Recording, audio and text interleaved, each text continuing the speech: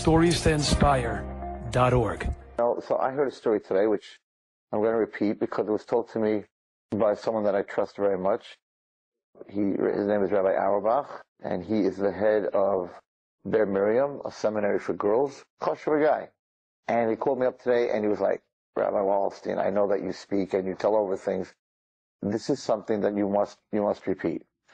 So here, it's not coming from some kid or someone that might have made this up. So he says his daughter, Rabbi Auerbach's daughter, works in an office, and one of the women in the office came into the office yesterday or the day before. Mom was like shaken up, and they said, "Well, you look like something. What happened?" So she said, "My brother is in the Golani brigade, and he's in right now in Gaza, and his unit's job is to go into the tunnels and get these guys out. I mean, that's like the hardest job that there is." So the girl says that her brother, there was a unit of 25 these Golani guys, Golani brigade, and they had to go into this house that had a tunnel in the house, and that's where the opening to the tunnel was. And so it's interesting, the Israeli army, the officers go first. They don't send the guys in first, they go first. Yeah, that's how it is. I think, if I remember correctly, David Melech and his armies, he went first. Usually talks about it.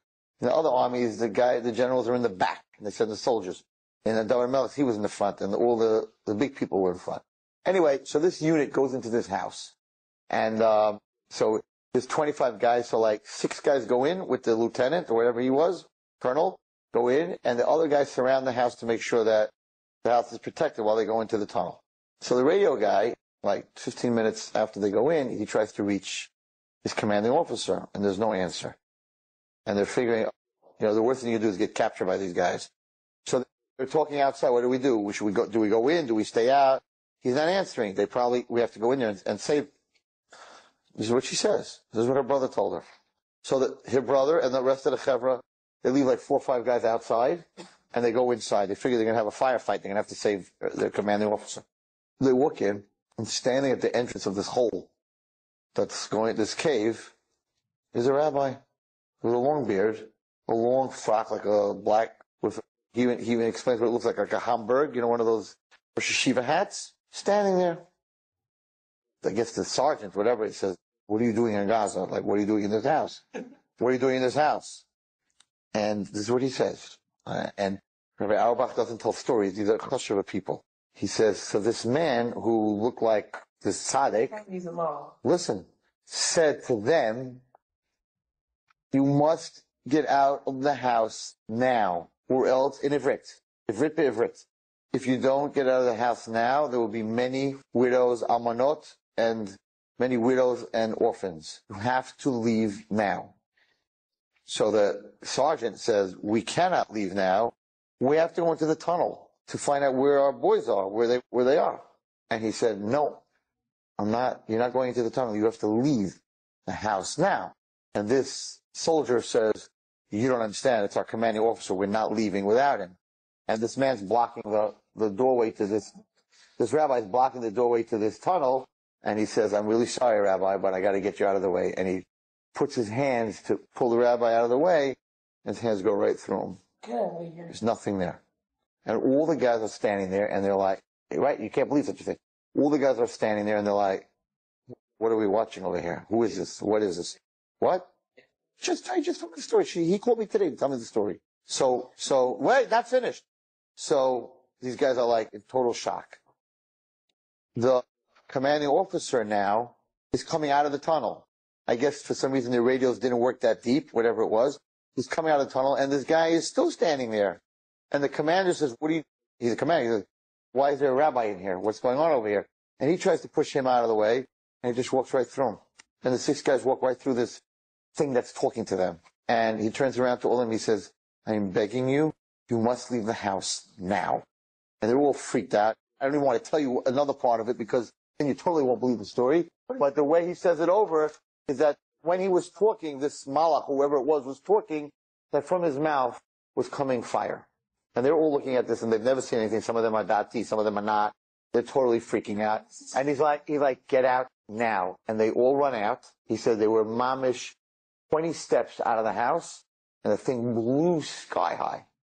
And he called his sister, because I guess his sister, maybe she's from, and he said, "I just saw a Mallach. And the whole unit seems to be that they're telling everyone about this. Because people think they're crazy, right? Telling everyone about this. And these guys saw a Mallach. Let's save their lives. And, I know a soldier. I know a guy that was a soldier, a young guy, that was in my office for a few months. He came to be with his cousin.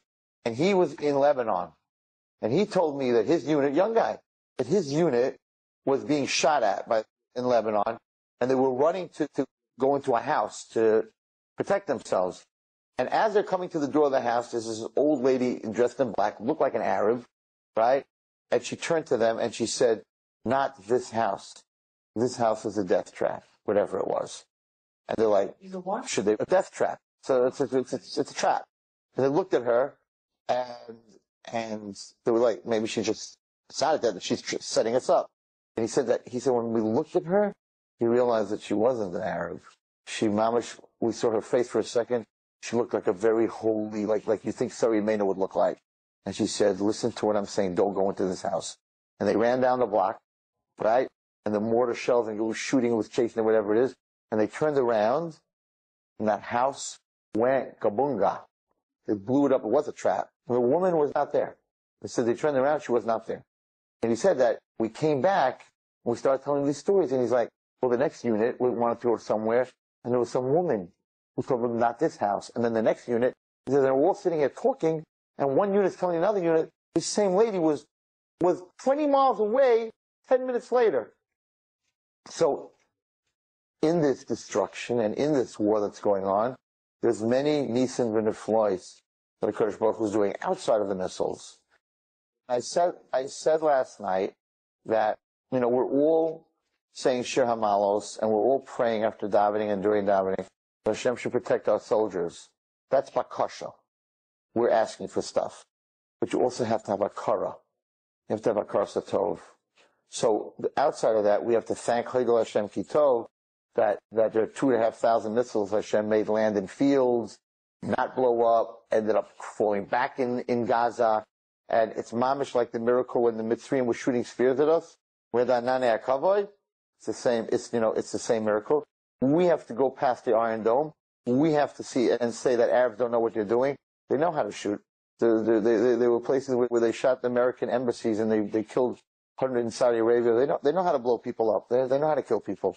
So we have to, outside of, and that's why when I heard yesterday that more missiles landed in Israel than ever, that the Iron Dome did not take down, I felt that maybe we're just not giving a cross a tov. We're asking, save us, this, that, and the other thing. We're not appreciating the miracles that Kodesh Baruch Hu is doing for us. So I think in everybody's tefillah, when you say modim or whatever, that we have to thank Hashem and say, we know who's really like the head of Hamas.